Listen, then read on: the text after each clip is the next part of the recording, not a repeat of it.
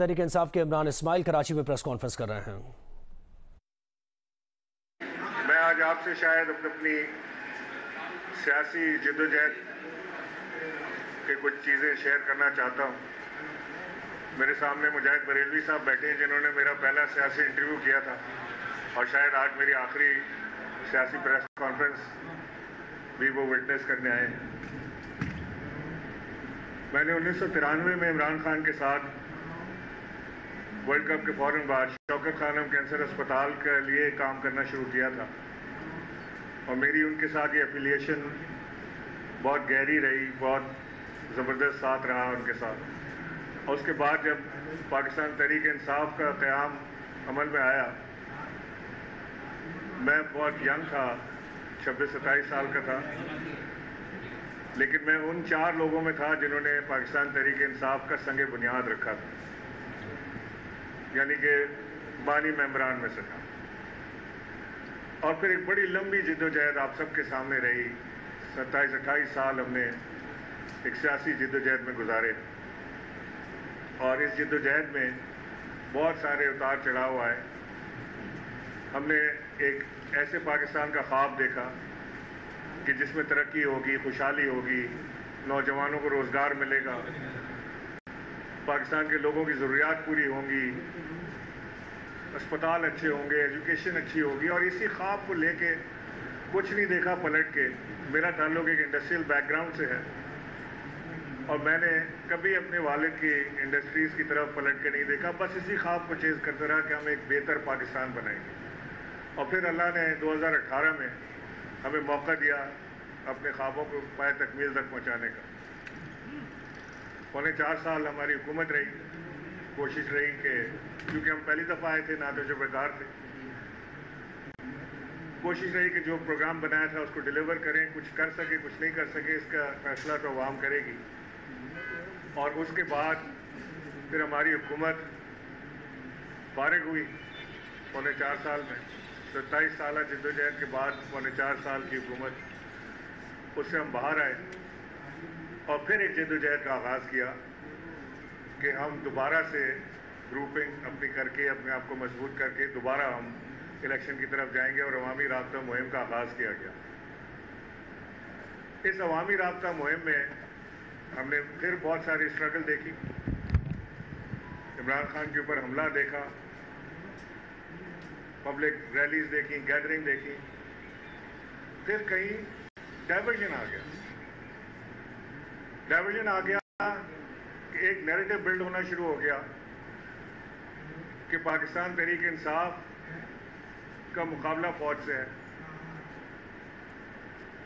اور اس ڈائیورژن میں یا اس نیریٹو بلڈنگ میں بہت سارے دوست انکمفرٹیبل رہے، بہت ساروں نے خان صاحب کو ایڈوائز دی کہ بہت ٹھیک کام کر رہے ہیں، یہ مناسب ہے، اور بہت سارے اس میں خلاف بھی رہے۔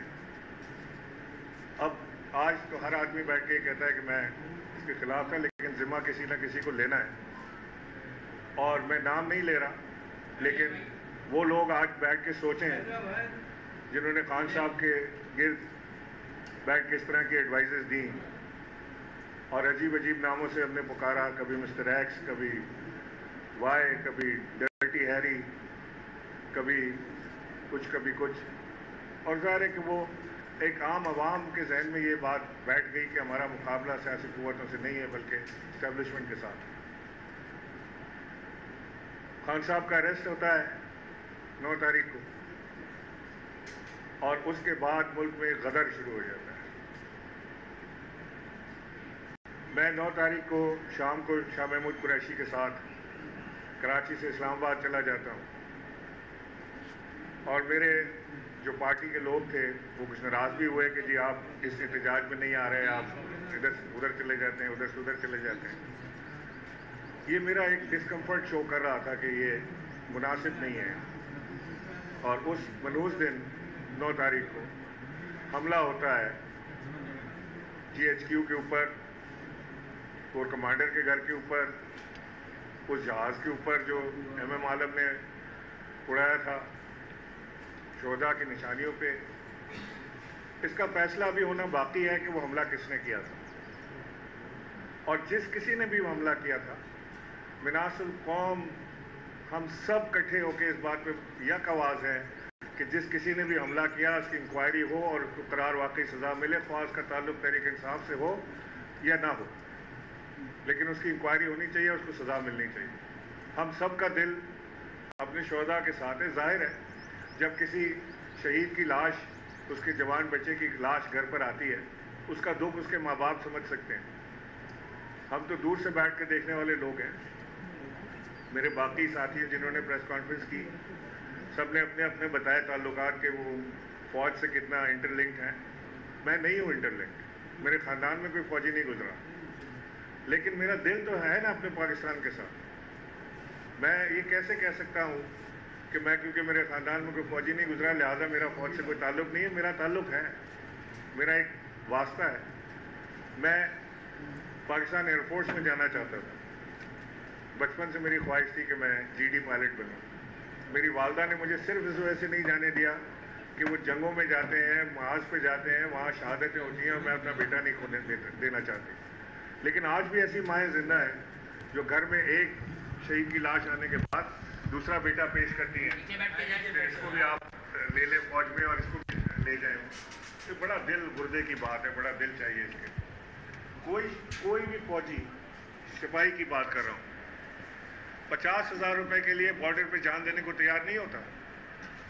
या है कोई आदमी जो 50,000 रुपए के लिए जाके जान दे दे? तो मुझे बता दें। वो जान देता है इस बात पे कि उसके मुल्क के लोग उससे मोहब्बत करते हैं, उसके साथ उसके पीछे खड़े हैं। उनका फौज का मोरल हाई होता है अपने लोगों को पीछे खड़ा देख के। ये टैंक और तोप बाद में आते हैं, पहले तो मोरल, लड़ने का दिल तो पकड़े। वो दिल जब पकड़ेगा जब कौम साथ खड़ी हो। खैर, वो इंतहाई अफसोसनाक वाक़या जिसकी जितनी मजम्मत की जाए कम है, जिसकी इंक्वायरी करके उसके लोगों को जो उसमें शामिल थे उन चीज़ों में उनको करार वाकई सज़ा भी मिलनी चाहिए। उसके बाद मैंने बहुत सोचा। मैंने 4-5 दिन, 9 तारीख के बाद 5-6 दिन मैंने, जब कौम साथ खड़ी हो। खैर, वो इंतहाई अफसोसनाक वाक़या जिसकी जितनी मजम्मत की जाए कम है, जिसकी इंक्वायरी करके उसके लोगों को जो उसमें शामिल थे उन चीज़ों में उनको करार वाकई सज़ा भी मिलनी चाहिए। उसके बाद मैंने बहुत सोचा। मैंने 4-5 दिन, 9 तारीख के बाद 5-6 दिन मैंने मफरूरी में गुजारे, इधर से उधर छुपता फिरा। उसके बाद मैं पकड़ा गया, जेल हुई, ATC में पर्चा दर्ज हुआ। हालांकि वो बिल्कुल बेफजूल पर्चा था, मैं था ही नहीं यहाँ पे। किसी एक रैली में, किसी एक एहतजाज में आप मेरी फुटेज नहीं दिखा सकते। मैं नहीं था यहाँ पर। मैंने वही चीज़ आज शवाहिद जज साहब को पेश किए हैं। मैं अपना टिकट दिखाया है, अपने इस्लामाबाद में रहने की रसीदें, सारी चीज़ें उनको दिखाई हैं, जिसके ऊपर मेरी बरियत हुई।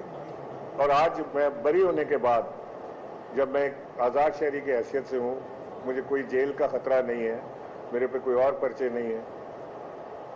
मैंने ये फैसला किया है और मैंने बड़ा सोच समझ के फैसला किया है। मैंने ये फैसला किया है कि मैं पाकिस्तान तहरीक इंसाफ की तमाम ओहदों से, क्योंकि मैं एडिशनल सेक्रेटरी जनरल हूँ, मैं कोर कमेटी का मेंबर हूँ, मैं तमाम ओहदों से इस्तीफ़ा देता हूँ। मैं पाकिस्तान तहरीक इंसाफ से मुस्ताफ़ी होता हूँ, छोड़ता हूँ पाकिस्तान तहरीक इंसाफ। और मैं आज के बाद से कोशिश करूँगा कि जो कुछ मुझसे बन पड़े अपने मुल्क के लिए करूँ। सियासत का मुझे अभी इल्म नहीं कि मेरी आगे जारी रहेगी, कि ख़त्म हो जाएगी, कि यही मेरा आखिरी सफ़र था, यहीं तक मेरा सफ़र था सियासत में। लेकिन जितनी मुझे पाकिस्तान की कौम ने मोहब्बत और इज़्ज़त दी, उसका मैं उनका मशकूर हूँ। अगर किसी का दिल टूटा हो मेरे से तो मैं उनसे माफ़ी भी चाहता हूँ। और मैं यहाँ पर खान साहब आपको खुदा हाफिज़ कहता हूँ और पाकिस्तान तहरीक इंसाफ को अल्लाह हाफिज़ कहता हूँ। पाकिस्तान जिंदाबाद। पाकिस्तान तहरीक इंसाफ के इमरान इस्माइल ने PTI छोड़ने का ऐलान कर दिया। उन्होंने कहा कि तमाम ओहदों से इस्तीफ़ा देता हूँ, मैं पाकिस्तान तहरीक इंसाफ से मुस्ताफ़ी होता हूँ। सियासत के सफ़र से मुतालिक उन्होंने कहा कि मालूम नहीं है कि आगे सियासत करूँगा या नहीं। PTI को उन्होंने खुदा हाफिज़ कह दिया है और उन्होंने प्रेस कॉन्फ्रेंस का आगाज़ ये कहकर किया कि आज मेरी आखिरी सियासी प्रेस कॉन्फ्रेंस है और मैं पाकिस्तान तहरीक इंसाफ के बानी अरकान में से हूँ। उन्होंने पूरा जो अपना پورٹفولیو ہے جو ان کی کوشش رہی پاکستان تحریک انصاف میں پہلے وہ بتائی، اور اس سے متعلق انہوں نے یہ کہا کہ یہ جو 9 مئی کو واقعات ہوئے یہ کسی صورت قابل قبول نہیں ہیں، وہ کسی بھی طریقے سے اس میں انوالو نہیں تھے، اور اب انہوں نے پارٹی کے تمام عہدوں سے استعفیٰ بھی دے دیا ہے، اور انہوں نے پاکستان تحریک انصاف سے مستعفی ہونے کا بھی اعلان کیا ہے۔ انہوں نے کہا ہے کہ سیاست کے سفر سے متعلق انہیں ابھی معلوم نہیں ہے، یعنی حتمی طور پر وہ یہ بتا نہیں سکتے ہیں کہ وہ آگے سیاست کو کنٹینیو کریں گے یا نہیں، لیکن تحریک انصاف انہوں نے چھوڑ دی ہے۔ انہوں نے کہا کہ آج میری آخری سیاسی پریس کانفرنس ہے، میں تحریک انصاف کے بانی ارکان میں سے ہوں، ترقی خوشحالی والے پاکستان کا خواب ہم نے دیکھا تھا، اور 4.25 سال حکومت میں رہا، نہ تجربے کاری تھی ہماری، 27 سالہ جدوجہد کے بعد ملنے والی حکومت 4.25 سال میں فارغ ہو گئی، اور یہ بیانیہ بننا شروع ہو گیا کہ پی ٹی آئی کا مقابلہ پاک فوج سے ہے۔ انہوں نے کہا کہ میرا خاندان فوج سے نہیں لیکن میرا دل پاک فوج کے ساتھ ہے، بچپن سے خواہش تھی کہ جی ٹی پائلٹ بنوں۔ انہوں نے یہ بھی کہا کہ فوجی تنصیبات پر حملہ کرنے والوں کو سزا ملنی چاہیے۔ 9 مئی کے بعد کچھ دن چھپتا پھرا، پھر پکڑا گیا۔ عمران اسماعیل نے پی ٹی آئی اور اس کے تمام عہدے چھوڑنے کا اعلان کیا، اور انہوں نے کہا کہ خان صاحب آپ کو خدا حافظ کہتا ہوں، پاکستان تحریک انصاف کو اللہ حافظ کہتا ہوں، اور سینٹرل جیل کراچی سے انہیں رہا کیا گیا تھا۔ اس کے بعد یہی توقع ظاہر کی جا رہی تھی کہ عمران اسماعیل بھی ایک پریس کانفرنس کریں گے، اور کچھ تھوڑی سی مختلف پریس کانفرنس رہی ان کی جو سینئر رہنما تھے ان سے، اور وہ مختلف اس طرح کہ انہوں نے سیاست چھوڑنے سے متعلق انہوں نے کوئی حتمی فیصلہ نہیں کیا۔